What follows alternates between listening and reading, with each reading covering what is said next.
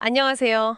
오늘 여러분과 함께 좀 깊이 들여다볼 자료는요, 2025년 여성 친화 도시 지정을 목표로 하는 포천시, 이 포천시의 성평등 교육 관련 인터뷰와 내부 문서들입니다.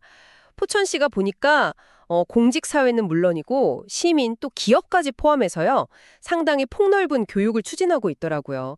핵심 목표는 역시 조직과 지역사회 전반에 그 성인지 감수성 이걸 높이는 데 있다고 합니다. 네, 맞습니다.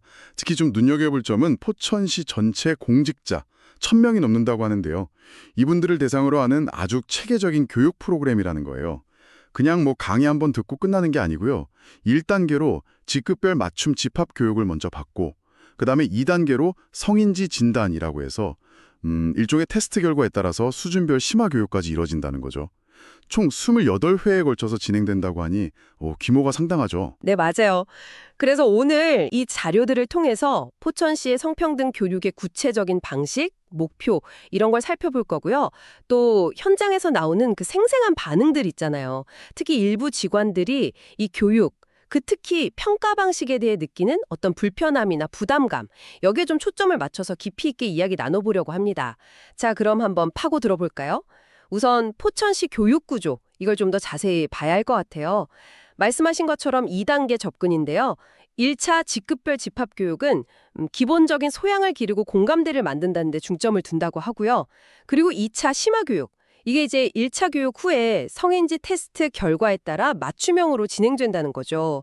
그 최선희 여성가족과장 인터뷰를 보니까 과거에 온라인 교육만으로는 좀 한계가 있었다. 실효성을 높이기 위해 이런 집합교육과 단계별 접근을 도입했다. 이렇게 설명하더라고요. 뭐 일률적인 교육에서 벗어나려는 시도라는 점에서는 의미가 있어 보이는데 네, 바로 그 지점, 그 성인지 테스트 때문에 좀 논란이랑 부담감이 생기는 것 같아요. 자료를 보면 일부 직원들은 이걸로 자기 인식이 공식적으로 평가받고 기록된다는 점에 대해서 상당한 압박감을 느낀다, 이런 이야기가 있어요. 심지어는 내가 좋아하는 사람이 예쁘다고 하는 건 괜찮지만 싫어하는 사람이 그러면 성희롱 아니냐, 뭐 이런 식의 불만도 나온다고 하고요. 그러니까 성인지 개용 자체가 뭐랄까 좀 주관적이라는 문제 제기까지 나오는 거죠. 교육 목표 달성과 구성원들의 어떤 수용성 사이의 긴장 관계가 여기서 딱 보이는 거죠. 네, 그렇죠. 현장의 그런 목소리들. 신규 관계자도 당연히 알고 있더라고요.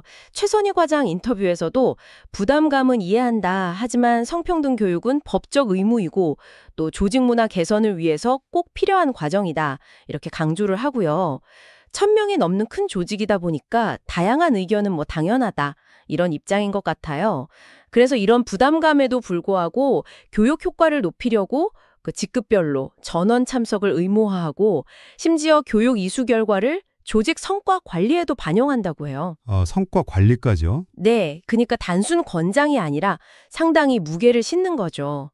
실제 교육 내용도 뭐 딱딱한 이론 강의보다는 현재 강사를 초빙해서 성희롱 경계 같은 구체적인 사례 중심으로 토론하고 이걸 어떻게 정책에 적용할지 이런 실용적인 방식으로 진행한다고 하고요. 여기서 또 중요한 점이 있어요. 이 교육이 단순히 공직 사회 내부 문제로만 끝나는 게 아니라는 겁니다. 궁극적인 목표는 이 교육을 통해서 높아진 성인지 감수성을 가지고 실제 정책이나 사업에 이걸 반영하자는 거거든요. 자료를 보면 뭐 시민 참여단 운영이라든지 여성 친화 기업 지원, 돌봄 노동자 지원 같은 지역사회 사업과 연계해서요. 공무원들이 성인지 관장을 실제 업무에 적용하도록 이렇게 유도하고 있다는 거죠. 그러니까 교육이 그냥 교육으로 끝나는 게 아니라 시정 전반의 변화로 이어지도록 설계된 뭐 그런 그림인 것 같습니다. 그렇군요. 근데 이제 교육 내용이나 방식, 또 그 결과가 평가랑 연계된다고 하니까 일부 직원들은 귀찮다, 번거롭다, 왜 이런 것까지 평가받아야 하나, 뭐 이런 반응을 보일 수도 있겠네요. 실제로 자료에서도 약간 그런 목소리가 있다는 걸 확인할 수 있었고요. 네, 맞습니다. 이 포천시 사례가 성평등이라는 중요한 가치를 어떻게든 제도화하고 확산시키려는 적극적인 노력을 보여주는 동시에 그 과정에서 필연적으로 나타나는 현장의 저항감이나 부담감, 특히 평가라는 방식에 대한 고민, 이걸 아주 잘 보여주는 것 같아요. 변화를 추진할 때 늘 부딪히는 그런 현실적인 문제죠. 네.